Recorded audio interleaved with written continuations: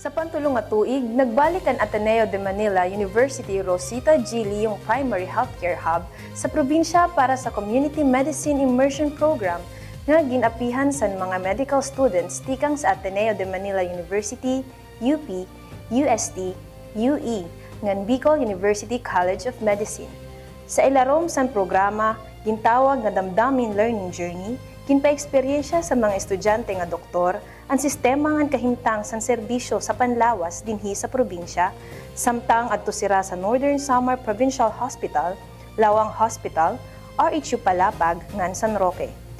Katuyuanan sini nga mahibaro ang mga magiging doktor sa gawas sa kanra mga eskwelahan, san pag-intindi san kamutangan san mga tawo, mga healthcare workers ngan komunidad.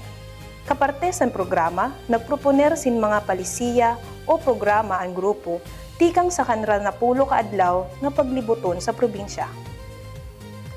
Kaupod ang mga health officials dinhi sa Norte San Samar ngan mga miyembro sa sangguniang panlalawigan, ginkumusta ni Gobernador Haris Ongchuan ang eksperyensya sa mga nag-agi sa immersion ngan ginpamatian ang mga rekomendasyon para mas mapaupay pa ang sistema sa paghatag serbisyo sa panlawas dinhi sa probinsya.